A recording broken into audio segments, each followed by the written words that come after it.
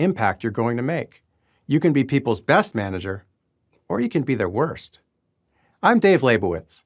I've served as a senior executive in 4 successful startup companies, and now I'm a business coach who helps leaders build stronger teams and bigger companies. In this course, I'm going to share with you the most essential lessons I learned during my leadership career. These aren't academic. They're real-world, actionable takeaways learned on the job, by trial and error. I'll get into the number stuff, the management, and the people stuff, the leadership, and cover the strategies and skills you need in order to excel in both. I'll unmask the critical mistakes you'll want to avoid and give you practical methods for how to simply, but effectively, communicate with your team. Because if you don't have communication, you don't have much. You've heard it before, but it bears repeating. Great leaders aren't born, they're made. I wasn't a great manager at the beginning of my career. I had to learn and make myself into a good manager, then hopefully a great one. If you apply these lessons as you build your team, I believe you'll be on the path to being someone's best manager. Are you ready for the download? Let's get started. I'm sure you've heard the phrase, with great power comes great responsibility. You might have already been thinking along these lines as you've started considering what you'll need to accomplish in your new management role. It's true, you'll have a lot of responsibilities and considerably more power than your previous roles. So why take on all this additional burden? It sounds like a lot of work and stress. Make no mistake, it is. But taking on a leadership role reaps substantial rewards. And it's important to remember these when you find yourself stuck, frustrated, and wondering why you ever took on a management role in the first place. Remembering your personal why and the many benefits management affords you will be the secret to your success. On a fundamental level, the management track is great for job security. You know all those scary theories you hear about how machines are going to take over a huge percentage of human jobs? Management isn't one of them. According to the U.S. Bureau of Labor Statistics, employment in management occupations is projected to grow 5% from 2019 to 2029. This means that if you're a strong leader, you shouldn't have too much trouble finding work throughout your career. Every organization in every industry in every country of the world needs strong leaders. Upping your leadership game isn't just a smart move for today, it's a brilliant one for tomorrow. Your promotion into management generally also comes with an immediate and tangible reward, a raise. The earnings potential in management is substantial. You'll normally be one of, if not the top, earners on your team. And it doesn't stop there either. The salary range for managers is typically quite wide, so you'll have plenty of room for raises, bonuses, and other compensation in the future. Career potential and earnings are important benefits, so enjoy them. But to tell you the truth, as my career progressed in management, I found them to be outweighed by other rewards. Being in a management position, especially one with direct reports, gives you an incredible opportunity to make a positive impact on the lives of your team members. Think about it for a moment. Who has impacted your life the most? Family, friends, teachers, and bosses. When you invest your time and caring in your team, you'll be able to serve as a mentor and then reward your team's growth and hard work with better opportunities. Watching a team member of yours grow and succeed is a wonderful feeling, and knowing you've had a hand in fostering that growth is extremely rewarding. I recommend making this a part of your why, because it will help you lead with empathy and become a great manager. On that same note, as a manager, you'll have more opportunities to see the impact of your work on your organization's success. This is another great feeling. When you're a bit higher up in the org chart, you see more of the big picture and understand better how your and your team's work contributes to the company-level wins. This can offer a ton of job satisfaction. Finally, and this may be the greatest benefit of all, the natural challenges of leadership will force you to evolve as a person. The responsibility, high profile, and stress of management will serve as a curriculum for your own growth. No one is born a great leader. Leadership is a learned skill set. My time in management taught me to be more resilient, patient, open-minded, creative, decisive, and collaborative. These traits don't just help me in my career, they make me a better person. So I encourage you to adopt a growth mindset and let your experience in management serve as a teacher. As you embark on your management journey, and believe me, it is a journey, keep all of these rewards in mind. Whatever it is for you, find your why. Your time, energy, and hard work will be paid back tenfold throughout your career. Enjoy it.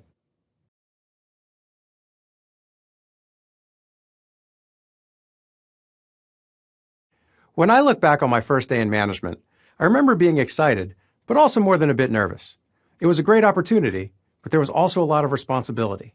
And to be honest, at the time I didn't have much of a plan other than try to act like my former bosses and hope for the best. The thing is, not all my former bosses were particularly great managers, so I needed to figure some stuff out along the way. This is one of the biggest challenges for first-time managers. Many of you are never actually taught what management means and what's the difference between management and leadership. In this lesson, I'm going to help you understand your new role, not just as a job, but as a skill set. By the end of this video, you'll have a framework that will support your growth as a manager from your first day as a new manager to the end of your career. So what's the difference between management and leadership? There are a number of ways to look at it, but for starters, think of the two as yin and yang, the two parts of a whole. Management is about measurable business outcomes and numbers, while leadership is about the people who create those results. Eleanor Roosevelt once said, "To handle yourself, use your head. To handle others, use your heart." I think she was talking about management leadership. Management comes from your head. Leadership comes from your heart. Think of it this way. Management is about getting the right things from people. Leadership is about doing the right things for people. For example, if you need one of your team members to create a document for you, you'll need to exercise your management skills to explain the project and the deliverable in a clear way. They'll need to know what you need and how it will be evaluated in order to give you what you're looking for. But they'll also need to be motivated to do good work and engage in the process. Otherwise, the product will end up being substandard. The relationships that make this possible are created through the application of your leadership skills. Now that you understand the difference between management and leadership, you can consciously choose to use both skill sets when working with your team. The next time you're assigning work, make sure to apply the pair. Have you ever seen a video of a mother duck leading a raft of ducklings? They follow her every move and learn valuable survival skills. When you begin managing a team, this is an important analogy to remember because your team will often emulate your behavior in a similar fashion. It's imperative that you're modeling behavior that you want your team to emulate. This is inspirational leadership, and there are 3 pillars to incorporate it into your management style. The first pillar is to behave with integrity. A simple framework for understanding integrity is people who practice what they preach. Modeling integrity for your team means being clear and transparent with your principles, then living in accordance with those principles. For example, if you think it's important for your team to show up on time, make sure you are there on time to start every meeting. If you think that open communication is a top priority, make sure you don't interrupt and listen when people have constructive criticism for you. The important thing here is that you are consistent with your principles and behaviors. It's okay if your team disagrees with a facet of your principles. Some people may have different idea of what on time is, but as long as you are consistent, your team will respect your integrity and see you as reliable. Again, practice what you preach. The second pillar of inspirational leadership is emotional intelligence, or EQ. You can think of EQ along 2 intersecting axes, awareness to behavior and self to others. EQ starts with self-awareness. When you understand your own emotional reactions to things in the moment, you're able to choose intentional behaviors versus having spontaneous reactions. The external component of emotional intelligence is having empathy, or a strong social awareness of others, which helps you deepen your relationships. Emotional intelligence is a deep topic on which many books have been written, but here are a few key takeaways for how to use EQ to be an inspiring leader. Practice self-awareness and self-control. EQ is not innate, it is learned. Empathy and relationship management are skills you can practice and strengthen. Great managers are always working to expand their EQ. Include EQ in your annual self-assessment to make sure it stays in your consciousness. Have patience with yourself. There will be times when your self-control slips under stress or you fail to empathize properly with one of your team members. It's how you deal with these moments that matters. Incorporating emotional intelligence into your management style is a great way to model the kind of behavior you are looking for in your team. Which brings me to the third pillar of inspirational leadership, accountability. Great managers take accountability for their mistakes and their team's mistakes as well. This is an important behavior to model for your team, because when people don't take accountability for their mistakes, they stop learning, start pointing fingers, and team culture breaks down. Here's a great exercise to foster accountability. I want you to think about a time you told a team member to do something and they got it wrong. How are you accountable for that? Could you have explained it better? Checked in more often? Asked them to confirm back what they heard? Assigned a mentor? It could be any other number of things. There's always a way to take accountability as a manager, and that's what you want your team to emulate. Leading by example should feel natural. You're in this role for a reason. Great managers demonstrate integrity in their behaviors, display a commitment to emotional intelligence, and take accountability not just for their choices, but the choices of their team. So commit to being an example, or as some people say, leading from the front. Have you ever walked into your year-end review and gotten completely unexpected feedback from your manager? You thought you were doing something great, but your boss didn't. This is a miserable experience for both sides of the table. Managers don't like having to say it, and employees don't like having to hear it.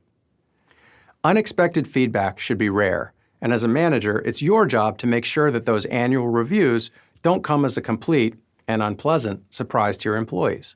In fact, unexpected feedback, whether at the annual review or at the end of a project, can be avoided by setting clear expectations. When you're delegating any kind of work to one of your team members, the first thing to do is set extremely clear expectations. You're probably used to giving detailed instructions on what you want the deliverables to look like, but remember, it is imperative to also explain in advance how the work product will be evaluated. Clear evaluations are part of clear expectations.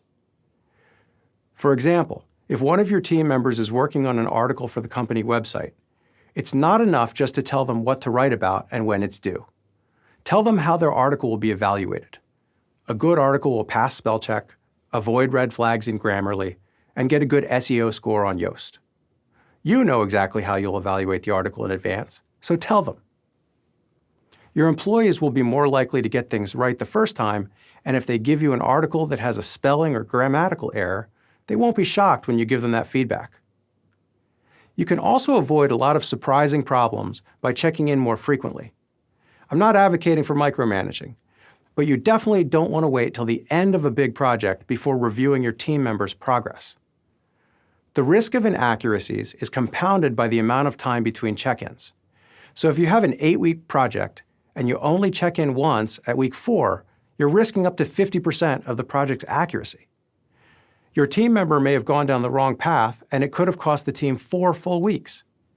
So brief weekly check-ins are a great way to make sure everyone is on the right track. If you're concerned about being a micromanager, or you trust your team has things under control, you can always pare back the amount of check-ins if things are routinely going well. You can also ask your team members how they'd prefer you check in with them and set up a recurring one-on-one meeting. I normally meet with my direct reports at least twice a month, and more often, weekly. So here's the moral of the story. The key to getting rid of disappointing surprises is regular course correction. It's better for you to give frequent feedback on small issues than rare feedback on huge issues. Are you ready to put this lesson into practice? It's time to set up a standing one-on-one with each of your team members and start each meeting by reviewing their progress since the last meeting.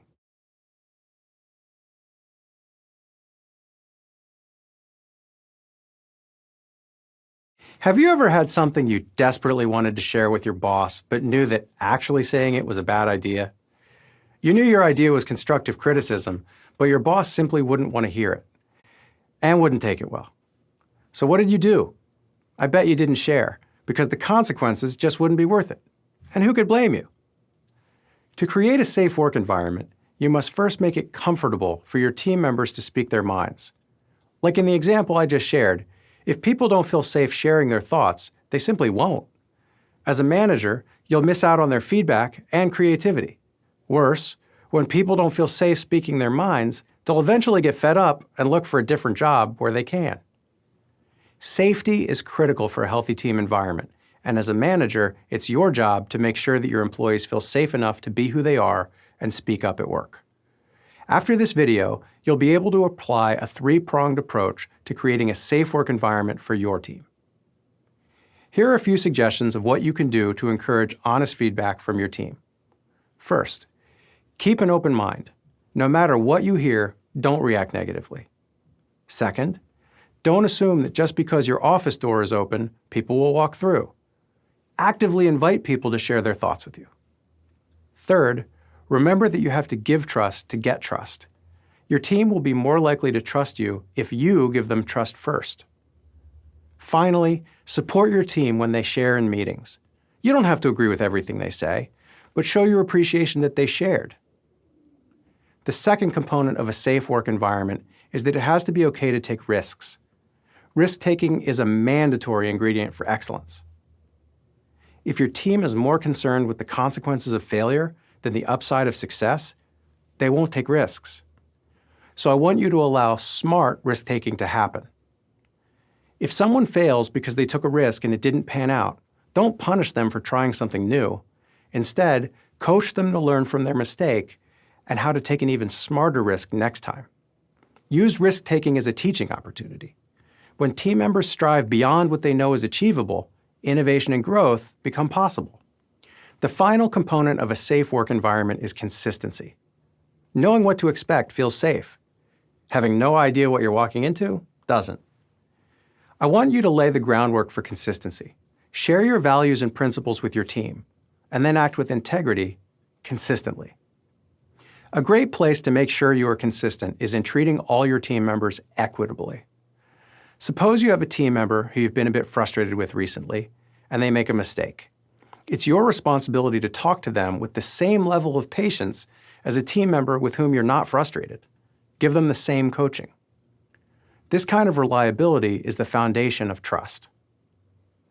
Now that you understand how to create a safe work environment, I challenge you to apply all three of these principles with your team.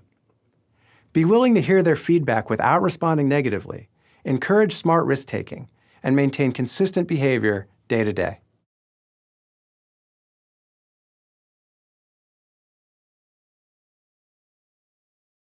There is nothing worse than being stuck in a dead-end job. No matter what you do or how much you accomplish, you know there's no path for your role to grow beyond what you're doing today. This is one of the main reasons people quit. Do you know someone who's quit a dead-end job? Have you? I have. In fact, in a 2020 Career Addict survey of over 1,000 professionals, 82% of respondents cited lack of career progression as a good reason to quit a job, making it the #1 response in the survey, even more than lack of pay. In this lesson, I'm going to teach you why it's important to create career paths for each of your team members. It's not always easy, but it's always a good idea. So what are the benefits of creating career paths for your team? As I just touched on, the first is retention. Most people want to have a career rather than just a job. If you want them to stay with your company long-term, you have to create a career path for them. Beyond retention, knowing they'll have opportunities for career progression greatly enhances employee satisfaction. Retention on its own isn't a goal. Retention of engaged and happy employees is. People perform better when there's something more to work for than just a paycheck. Next, it's better to promote people from within than hire people from outside your organization. After all, the people you currently work with are a known quantity. You know what to expect from them and what they can accomplish. Every time you hire someone from outside the organization, they're a gamble. Getting a new hire wrong can cost you a lot of time and money. So why chance it when you could promote someone into that opportunity? There's one more important thing to know, however. There will be times when you have a career path in conversation with a team member and they want to go in a direction you know you'll be unable to offer them. This happens sometimes when one of your team members wants to move in a completely new career direction. For example, you're managing an IT team and one of your techs tells you they want to work in marketing. If marketing doesn't hire entry-level team members, there's no good path for them to get there at your company. So what should you do? It should never be your goal to keep them in a role they don't want to be in, even if hiring a replacement will be challenging. Be honest. Be clear with them about what you can and can't offer them at your company. Support them in talking to other departmental managers if that's an option. If it's not, it's better to help them proactively map out a path to leaving your department or company than to bury your head in the sand. It's okay to tell someone, if you give me one more good year in your current role, I'll support you in taking a class in marketing and give you a great recommendation when you decide to leave. Do you know each of your team members' desired career paths? If not, ask them in your next one-on-one. Once you have an idea of where they want to go, start figuring out how you can support them in getting there. Consider making a plan to discuss their career path in their next quarterly or annual review. Don't wait for them to bring it up. It's better if you bring it up.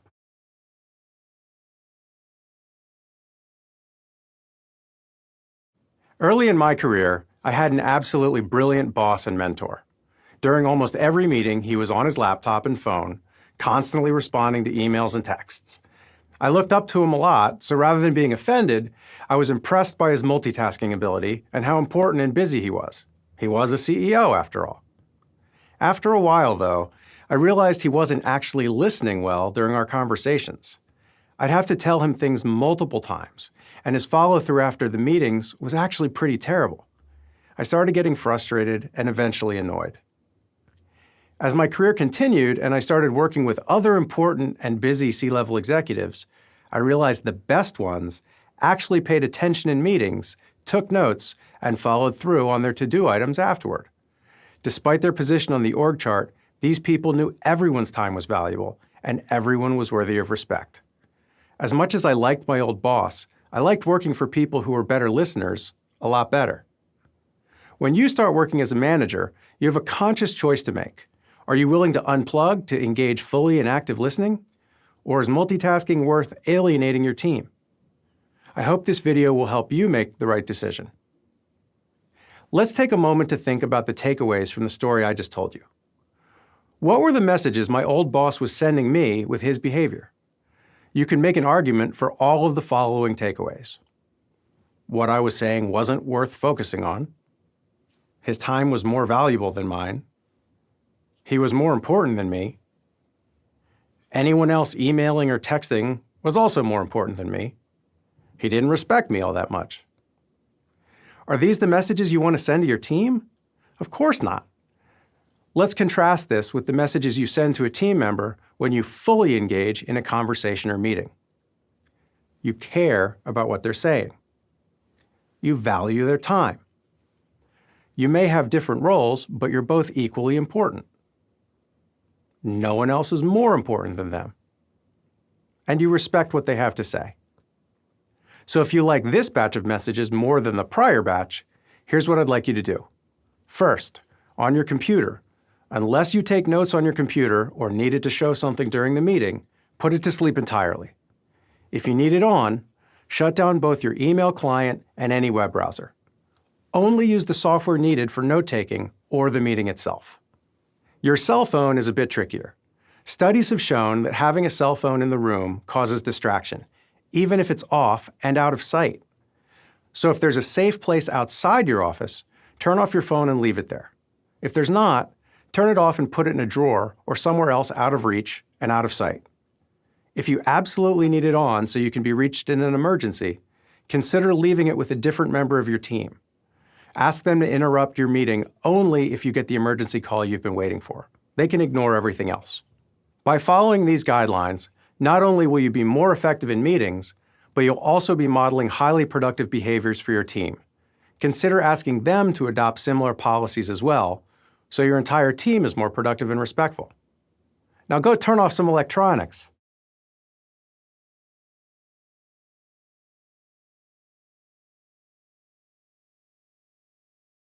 If you want to be a great manager, you absolutely need to become a great listener, especially when you're speaking to your team members.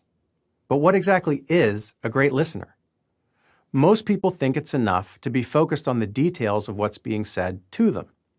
That's a good start, but great listeners don't just let people know they're listening, they make them feel heard. In this lesson, I'm going to teach you the 3 things you need to do to be a great listener. Afterwards, you'll have the tools to make anyone you're speaking with feel heard. Download the attached exercise files and follow along. First, listening for content is the most obvious part of listening. If you're doing a good job of listening for content, at the end of a conversation, you'll be able to do a fairly accurate job of repeating what was said to you back to the speaker. Most people think that's all that's necessary to be a good listener. They send a message, you receive the message, mission accomplished, right? Not so fast. While listening for content is an important component of great listening, it misses subtext. Consider this quote from playwright David Mamet. People may or may not say what they mean, but they always say something designed to get what they want. So what if the content of what someone's saying isn't exactly accurate or truthful? If you're only listening for content, the conversation will be an absolute failure. This brings me to the next part of great listening, listening for intent. Why is the speaker sharing what they're sharing? What do they really want to get out of the conversation? If you can figure out the answers to those questions, you'll have a much greater understanding of what's being communicated to you. Finally, listen for emotion. What is the speaker feeling? Most times, the speaker's feelings are what provoke their intent. Where emotion is concerned, the way things are said is often more important than the exact words, so make sure to listen for tonality and keep an eye on body language. Think about this example. One of your team members says to you, "I really need an editor to review my draft tomorrow." Are they scared about missing a deadline? Excited to check a to-do item off their list? Frustrated they've had a hard time getting attention from an editor until now? If you really want them to feel heard, figure out the emotion behind what they're saying. Learning to listen for content, intent, and emotion is a skill, and you can improve with practice. The attached exercise file can help. Use a copy of the sheet shortly after an in-depth conversation. As you review the conversation in your mind, write down a summary of the content, intent, and emotion you identified. Here's a trick. Use the question, "Why?" to drill down as much as possible. Try drilling down with why 3 times. For instance, if you decide that your team member's reason for telling you something was just to inform you, ask yourself, why did they want me to know? An answer to that might be along the lines of, because they want to make sure you know how hard they're working. Go another level deeper. Why do they need you to know how hard they're working? That might bring you to something like, they're afraid their work will go unnoticed and they won't get a good raise. Once you get to that level of clarity, you'll be able to address their true issue and they'll feel more heard than if you had stopped listening at just the content of what they had to say. You'll find that when you hone your listening skills, your managerial skills will improve as well.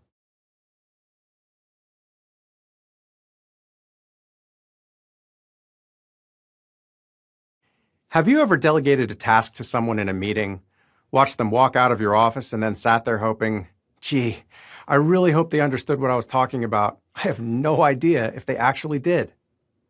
It's never a good feeling to be left not knowing if the deliverable you asked for will hit the mark or potentially look nothing like what you were expecting. I want to help you avoid that situation from here on out. Here are 3 techniques for using two-way communication to ensure that you and your team know whether or not you're on the same page.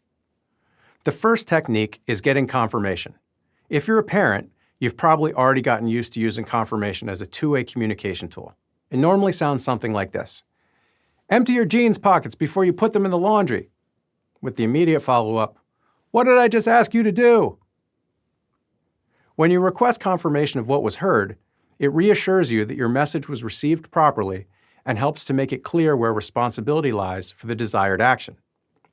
This technique works just as well in business as it does in parenting, especially because business conversations can be much longer and more detailed. In an office setting, your style may be a bit less colloquial than you'd use with your kids, so try something like, would you please confirm back to me what you heard me say? I'd like to be sure I'm communicating clearly. Phrasing it like this allows you to request confirmation without pushing the responsibility for hearing things correctly onto your team member. Instead, it's about how well you communicated, not how well they were listening. That way, you'll get the desired result without causing defensiveness. This technique can be used the other way around too, which leads me to the second technique, modeling confirmation. If you want to get your team in the habit of using two-way communication, you can model it for them when you're the one listening. Try asking, Would it be okay if I check in and make sure I'm hearing you correctly? Then you can repeat back what you heard. This will help model the behavior you're looking for, and you'll quickly realize that most people love it when you do this. It shows them you're paying attention and that you care about what they're saying. The third technique is follow-up confirmation. If you have a long and detailed conversation with someone, verbal confirmation may not actually be setting you up for success if there is too much to recap. In that case, consider asking for the confirmation over email instead. Request that your team members send you summary or detailed notes of your meeting after they get back to their desk. This has the added benefit of documenting what you discussed so you can both refer back to it later. So here's your two-way communication challenge.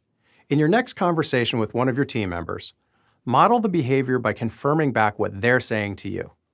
Then, at the close of the conversation, ask them to confirm what you said by repeating it back to you. And if it's a meeting over 30 minutes, ask them to send you a recap of what you discussed and any action steps identified. It may feel a bit awkward at first, but you'll be a pro before you know it. I paid for most of my recreational activities during college by playing 8-ball at the local pool hall. At one point, a friendly pool shark mentored me a bit, and one of the things he taught me was to aim for the dead center of the pocket. Until he said that, I didn't even realize I hadn't been doing it, but the truth is I hadn't. I had been aiming towards the pocket, but I wasn't taking the time to identify the exact center. Once I started focusing on and aiming for the exact center, my game improved immediately. So why am I telling you this? Because aim for the dead center is a fantastic rule, not just for billiards, but for business and management. Unfortunately, your team won't be able to aim for the dead center unless you take the time to make sure they can see it. This means that when you delegate a task, you'll need to be extra careful to define the project in a way they can figure out exactly what success looks like for them. In this video, I'm going to teach you some tricks that will help you delegate projects in a way that helps your team hit the mark. First, context is imperative. Explain the why behind the work. Why are you delegating what you are? How does it fit into the larger picture of their business? How will it be used? What value does it offer to the person who will use or experience it? Understanding the why behind the work will help your team member engage more with the project and give them a compass to navigate from when they need to make decisions. Next, in order to be successful, your team members need to be extremely clear on what the final output of their project looks like. There's a wide range. It might be a deliverable like a report, a delivered experience like a webinar, a milestone like setting an ad campaign live, or a set of functionality like the screen of an app. Your goal should be to make sure the image of completion they have in their head is as close as possible to the one in yours. You can think of this as explaining the what of the project. If it's possible, specific examples are a great option. For instance, you could sketch out a report layout to give them an idea of what you're looking for, or list the use cases for the screen of an app. Make it look like this, or work like this, is an easier approach than leaving ambiguity.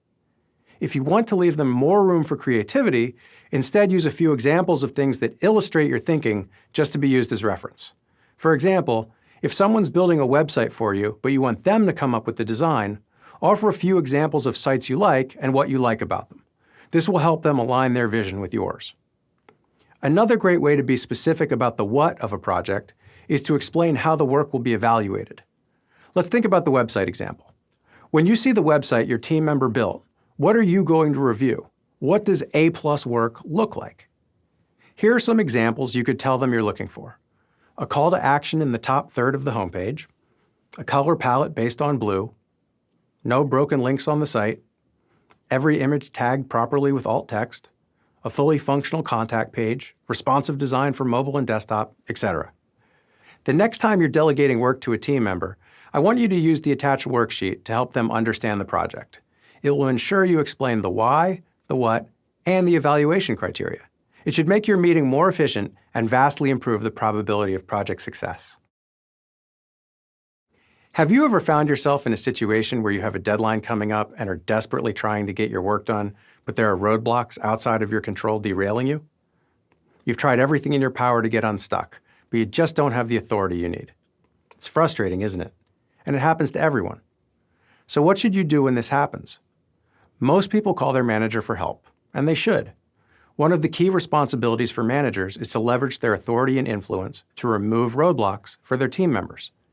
In this lesson, I'm going to highlight 3 different types of roadblocks your team may encounter and teach you some techniques to remove each.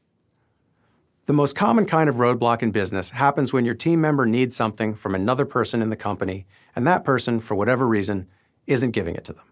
This happens all the time. Most of the time, there's no malicious intent. Instead, it happens because people are busy and have competing priorities.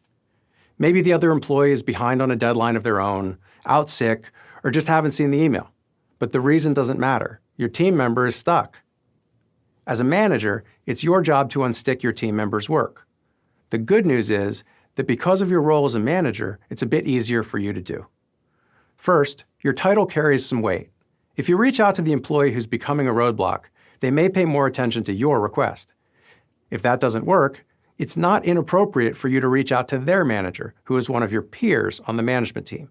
If your team member had reached out to the roadblock employee's manager, that could have been perceived as inappropriate and likely would have upset someone. But it's completely appropriate for 2 members of management to discuss what their teams need from each other. The next kind of roadblock to keep an eye out for is a lack of knowledge. Sometimes your team members will get stuck on a project because of something they don't know.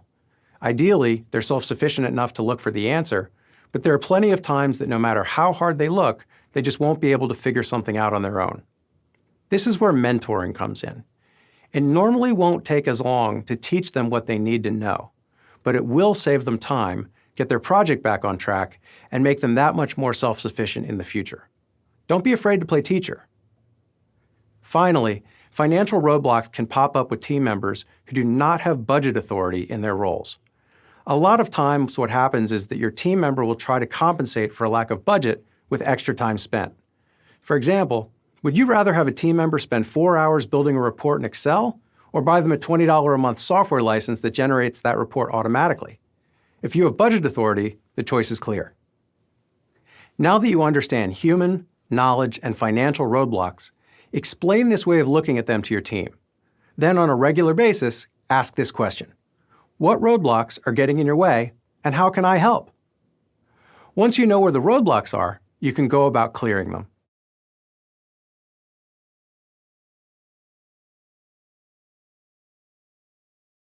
When your boss asks you, how's your team performing? Do you think, they're doing great, is enough of an answer? Of course not.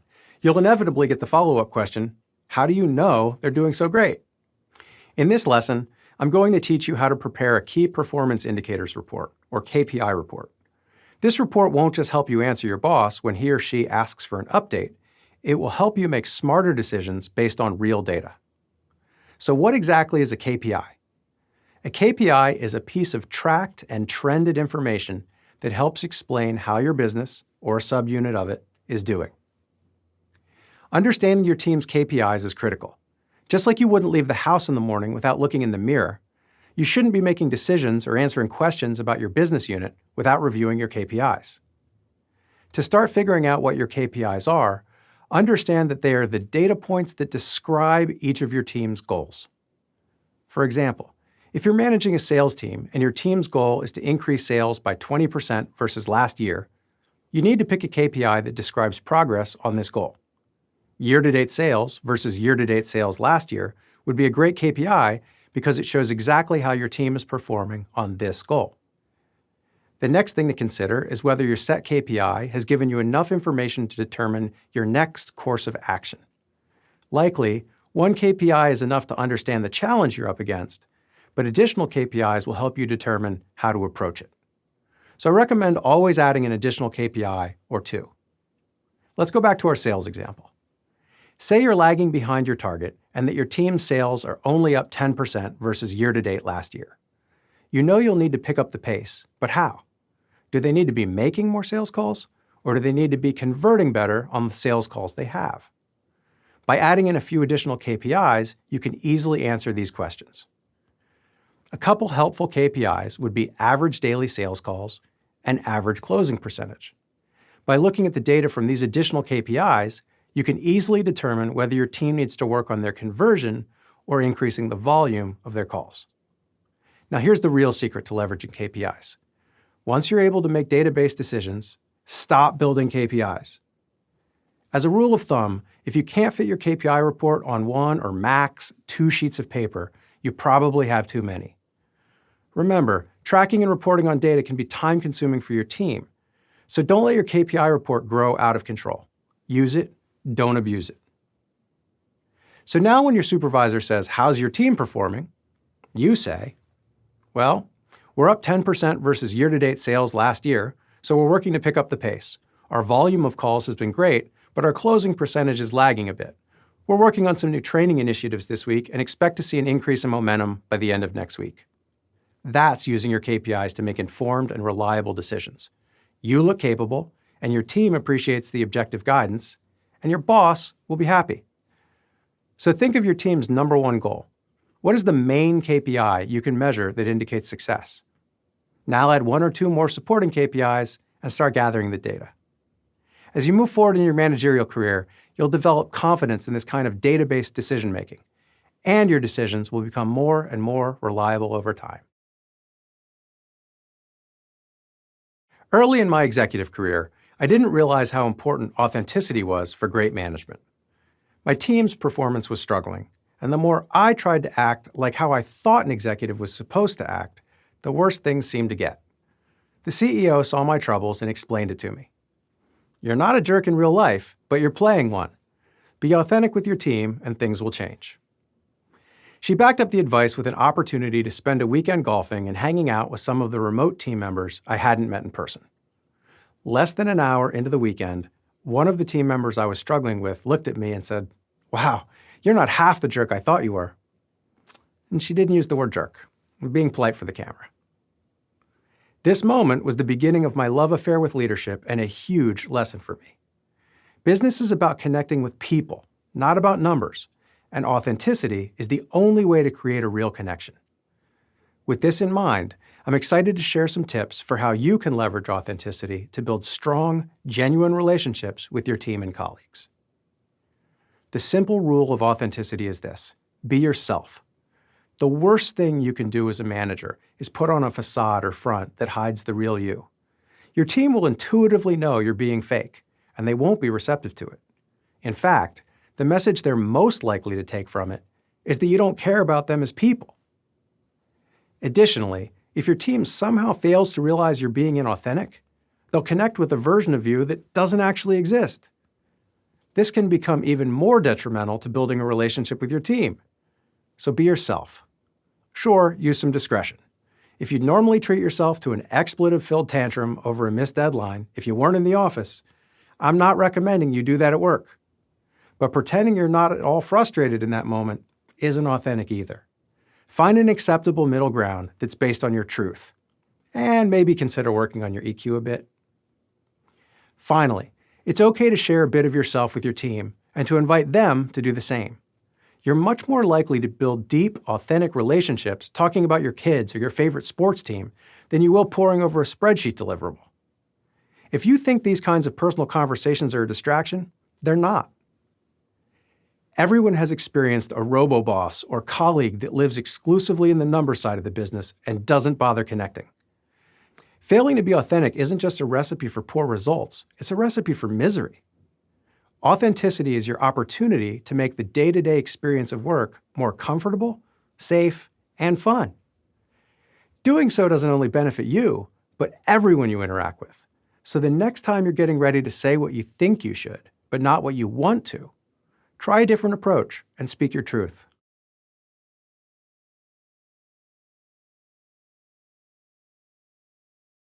Everyone throws around the word culture, but I bet if I asked you to define it, your answer would be vastly different from mine. Even Merriam-Webster's dictionary has 5 definitions. That said, in this course, we'll leverage their definition of culture as the set of shared attitudes, values, goals, and practices that characterizes an institution or organization. If that sounds like a big deal, it's because it is. Culture is the single largest predictor of company and team success. Hopefully, your company already takes culture seriously, but as a manager, it's critical for you to create a positive and engaged culture in your team. In this lesson, I'm going to teach you how. The most common tools used to set a standard for culture are mission statements, vision statements, lists of core values, and operating principles. You should understand all of these, but you won't necessarily need all of them when fostering culture at the team level. A mission statement explains why an organization or team exists. For example, Steve Jobs' original mission statement for Apple was to make a contribution to the world by making tools for the mind that advance humankind. It's likely your company already has a mission statement, but I recommend coming up with one for your team as well. Why does your team exist? What's their unifying purpose? Your team mission statement can serve as a guidepost for making strategic team decisions. Next, a vision statement answers the question, what does this company or team look like if it's a massive success? Stanford University's original vision statement is a fantastic example. To become the Harvard of the West. Again, your company probably already has a vision statement, but by creating one specifically for your team, it will help them pull together and strive towards a common goal. A list of core values is the third tool commonly used to set a standard for culture. These values are ones the company expects its team members to embrace in their decision-making. You can also use these as criteria when hiring someone, because if they seem in line with the company values, they're more likely to be a great fit.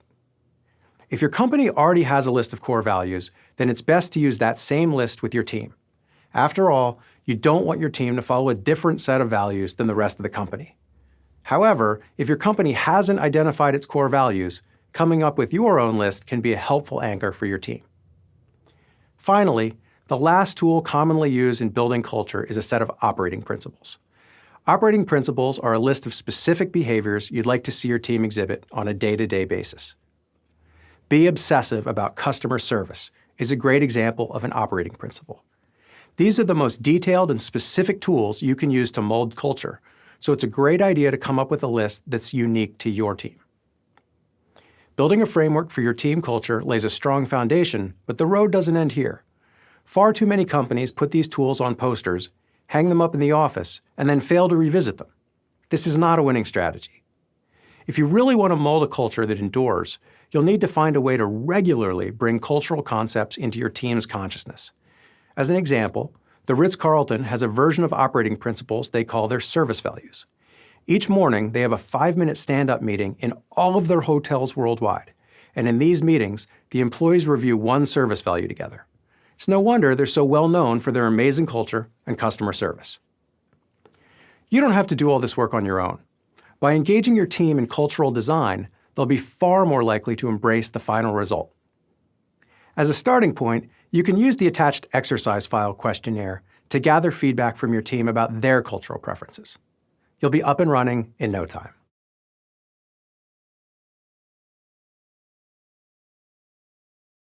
There is an ancient Greek myth about a man named Sisyphus who got a bit too clever in his business dealings and managed to get on Zeus's bad side. As a punishment for his shenanigans, Zeus sentenced Sisyphus to roll a boulder up a hill for all eternity.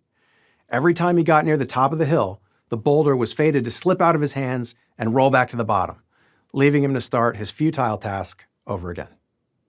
If you're thinking, nice story, Dave, but what does this have to do with explaining why to the team? Good question. If your team doesn't have any reasoning behind why they're doing something, it can start to feel like pointless labor rather quickly. It's up to you to provide them with the context they need to complete projects without feeling like they're eternally rolling a boulder up a hill. In this video, I'm going to teach you why is so important when delegating work. Similar to the fate of Sisyphus, if you don't provide context to your team, you can accidentally make important projects feel like pointless labor. As a manager, you're the one who has a top-down view of what's going on in the organization. It's likely you understand what other teams and departments are doing and how those projects fit together into a larger strategy. Your team may not have the same perspective. Explaining it to them will help them see the value of the work they're doing as it relates to the bigger picture. Consider an assignment to fill in the blank alt text fields for each image on your company website with descriptive text. Without context, it's easy to see how this task could feel like busy work. When context is added, and it's explained that visually impaired clients can't use the site without a screen reader, the response changes drastically. The busy work has just become an opportunity to deeply help someone's experience.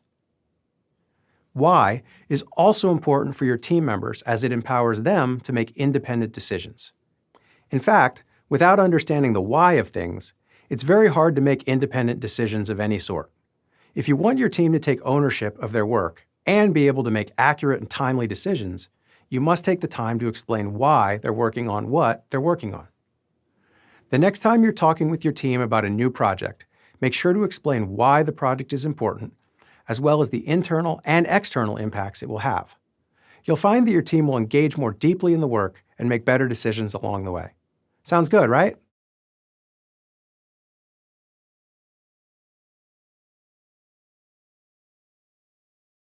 If you've embraced the concept of being an authentic leader, it may seem a bit counterintuitive to add on the advice, don't be unprofessional. After all, if you're being authentic, shouldn't you always speak your truth? The answer is yes, but to a degree. There's a fine line between what comes across as being authentic versus what comes across as being unprofessional. To aid you in effectively towing this line, this lesson will explain the difference between authenticity, transparency, and vulnerability. First, let's run through some of the important definitions. Authenticity means speaking your truth, making sure what you say is in full alignment with what you believe. These days, being authentic is table stakes for any management role. Transparency has to do with how much information you share, while vulnerability has to do with how personal the content of what you share is. Let's look at a high-level example. Suppose you're a small business owner and your business is struggling due to the pandemic. Your revenue has fallen off, you're burning cash monthly, and your bank account is running low. You're scared that you may need to lay off some of the staff. You're afraid of letting them down, and you're frightened that you may even have to close the business and declare personal bankruptcy. There are a lot of choices to make in terms of what you share with your team and how. Authenticity, transparency, and vulnerability all play a role.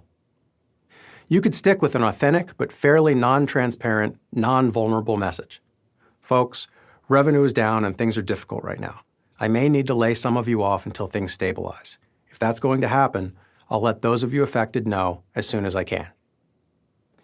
Some leaders may prefer to be a bit more transparent and choose to add some additional detail like, revenue for last month was off 50% versus the same month last year.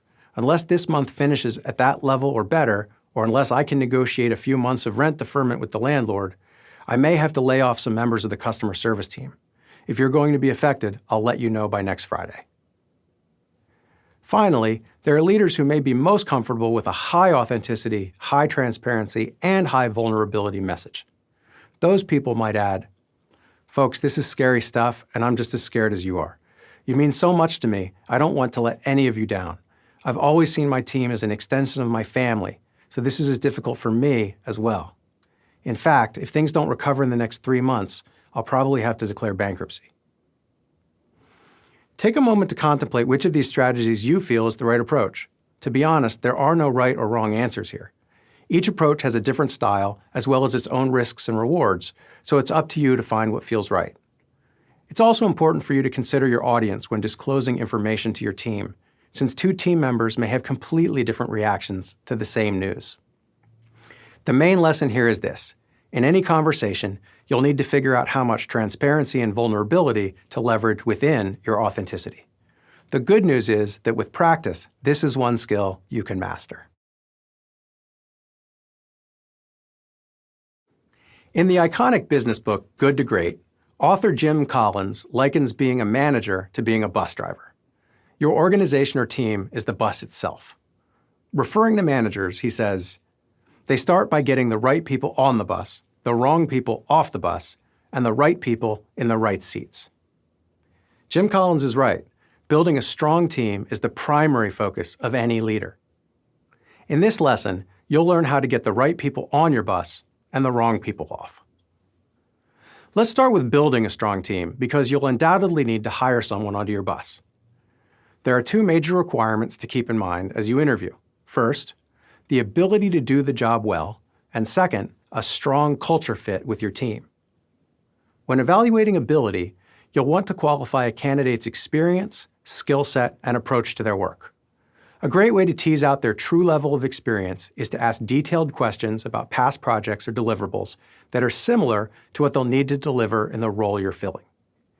It's also helpful to describe a current business challenge you have and ask them how they'd approach solving it. This will give you a feel for their approach and how they think. You'll also want to assess a candidate's mindset and values to see how well they'll fit with your culture. By asking questions about challenges or adversities they've faced, you'll be able to evaluate their attitude and approach to tough situations. To test for alignment with your team and organizational values, ask about what's important to them and how they've handled situations where their values were challenged. Using these two methods of evaluation, you should have no trouble finding team members that are positive additions to your bus. On the flip side, one of the unfortunate truths of management is that you'll inevitably be faced with decisions to fire underperforming team members. Let me tell you a quick story. A while back, I interviewed for an executive job with a private equity firm. It was a long interview because I had to interview with each of the 4 partners independently. The first 3 all asked me how I made the decision to fire someone. The 4th and final partner flipped the script, and rather than asking me questions, he asked me what questions I had. Curious, I asked why all the partners asked me how I made firing decisions. He told me his firm had analyzed their portfolio of companies and that the most common and most impactful mistake leaders made was failing to fire team members who were a poor fit soon enough. It was a valuable lesson to learn. When facing this decision, you can use the same criteria for hiring, but in reverse. Once you're sure a team member can't do their job well, or is a misfit with your team culture, it's your responsibility to get them off your bus. The key part of that sentence is, once you're sure. First, you'll want to try to help them succeed. It's your responsibility as a manager to serve as a mentor and teacher. Maybe this will mean one-on-one time with you for coaching, getting some additional training, or pairing them with a more experienced team member. No one wants to have to fire someone. It's far better to help them get things figured out. In fact, the amount of effort you put into supporting a team member can be a valuable tool when making your decision.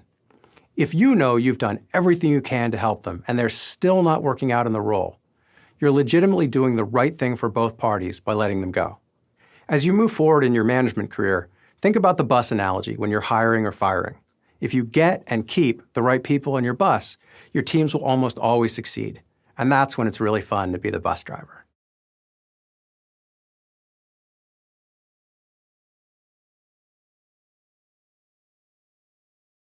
A 2016 study published by Deloitte found that companies that rate highly on diversity and inclusion scales earn 2.3 times more cash flow per employee than companies that don't.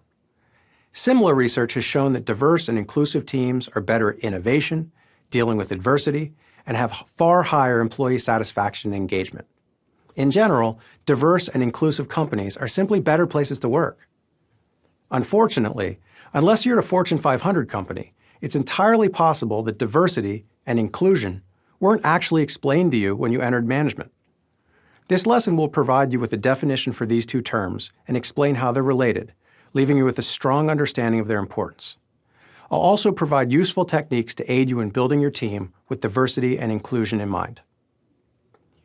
A diverse team is made up of people of different races, genders, identities, ages, orientations, nationalities, backgrounds, and physical ability levels. Building diversity starts with hiring and selecting employees, so it's important for you to identify differences amongst your team members. Those with different characteristics will bring new and valuable ideas, opinions, and perspectives to your team. A good rule of thumb is to look at the demographics of the United States. If your company and your team demographics are noticeably different from that of the U.S. population, your diversity is falling short. Inclusion is all about what happens after hiring, and in teams and organizations, it's when every team member feels welcome and safe. Creating an inclusive environment means your team members feel they're treated fairly, and when they speak up with a concern, they feel heard. Inclusion is just as necessary as diversity when it comes to team success. The biggest enemy of diversity and inclusion is bias.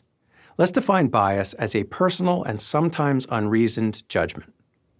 As a leader, it's important to realize that we all have biases. That's right, even you. There's no reason to be defensive about it. Biases aren't necessarily bad, but they're almost always ill-informed. I'd urge you to commit to the journey of identifying and stamping out your own biases, both in and out of the workplace. Many biases are unconscious, instantaneous responses to something new. When you make any judgment without gathering more information, your biases influence the outcome. As a leader, you owe it to your team to work to overcome your biases. Think for a moment. Have you ever worked with somebody who reminded you of another person? This is actually a form of bias. Negative or positive, you're more likely to feel the same way toward that individual as you do towards the person they remind you of. While this is just one example, this gives you a sense of how easy it can be to encounter bias and demonstrates how important it is to reduce biases. One strategy you can deploy to reduce bias is to keep a curious and open mind. Ignore any preconceived notions that pop into your head and instead ask lots of questions. Never assume you understand what your team members are experiencing, thinking, or feeling. Instead, ask them. That's the first step to being an inclusive leader. Another step you can take in building an inclusive team is to make sure you create additional feedback channels. Not everyone will be comfortable answering a direct question. Let your team know it's okay if they'd rather email you. You can even set up an anonymous feedback system so people can give you their thoughts without needing to take a perceived risk. Finally, even if things may start with you as the team leader, inclusion is a team effort. Team members should feel included by you, but also by their peers when you're not around. If your company doesn't have a diversity and inclusion training program, request one. At minimum, explain these key concepts to your team and then coach them on identifying and reducing their own unconscious biases. If you take it as your own personal mission to build a diverse and inclusive team, you'll have taken an important step towards becoming a great leader.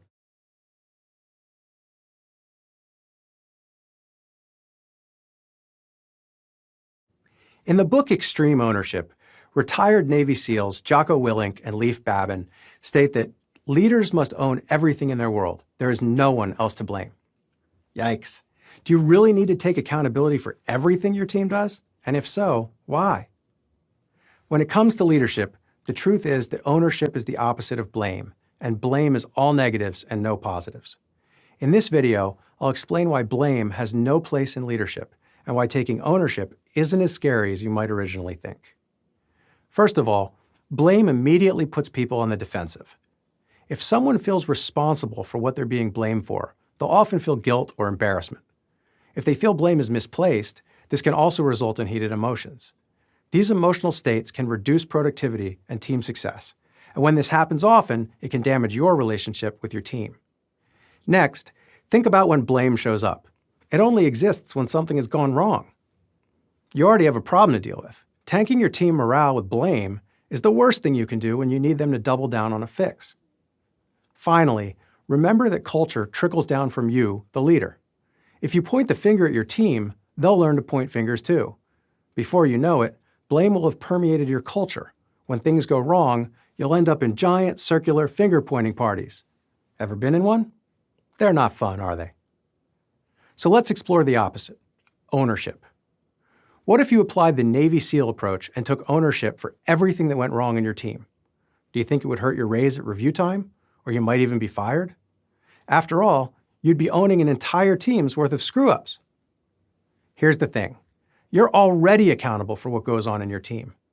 If your team screws up too much, it's going to reflect on you regardless, and senior management is experienced enough to ding you for trying to dodge that responsibility. If anything, they'll respect you more for taking ownership without loopholes. I know what you're thinking. What if your team member legitimately screwed up? How can you own it when you really didn't make the mistake? Wouldn't it be inauthentic to take ownership when you didn't believe you're accountable? Yes, it would.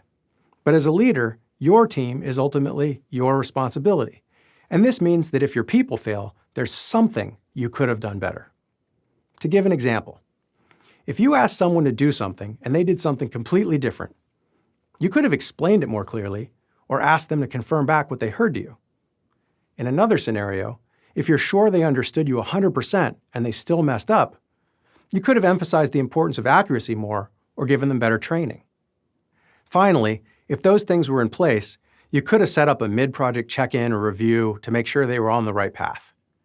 Do you see? When you apply that lens, not only will it enable you to take honest ownership of what's going on in your team, it will help your own areas of improvement. So here's what I'd like you to do. The next time one of your team members messes something up, take a moment to examine what you could have done to better support them, and then take ownership of the error. I think you'll be pleasantly surprised with the results. You've reached the end of this course, but you're only beginning your leadership journey. This will be incredibly rewarding, and I'm excited for you to have success as a leader. If I were to leave you with any last words of wisdom, think back to the golden rule. Do unto others as you would have them do unto you. Think about your current manager and all the managers you've had before. What did they do right? Emulate the things you loved about their style. What didn't they do that you wish they had? Make sure to offer those things to your team. Build your own personal leadership style by being the leader you wish you had. Since you've shown your interest in online learning through this course, I have a few TED Talks I'd encourage you to watch. They'll help you go deeper into a few of the topics we touched on during this course. First, leadership thought leader and author Simon Sinek has done 2 fantastic TED Talks on leadership principles. The first is on making your team feel safe, and the second is on the power of explaining the why of things. They're both eye-opening. Next, psychologist Carol Dweck has spent her career researching the psychology of mindset. In her TED Talk, she highlights the difference between a growth mindset and a fixed mindset. It's a critical concept that you can use both in managing your own mindset and that of your team. Additionally, I mentioned retired Navy SEALs Jocko Willink and Leif Babin's book, Extreme Ownership, during the course. It's a fast read and has some valuable lessons for you. These guys are management consultants now, so their teaching is not just applicable to the military. Finally, please stay in touch. You can message me on LinkedIn or visit me at my website at davelebowitz.com. Thanks for watching this course, and I wish you the best of luck on your leadership journey. I don't believe there is any more rewarding career, and I hope you'll find this to be true as well. Goodbye for now.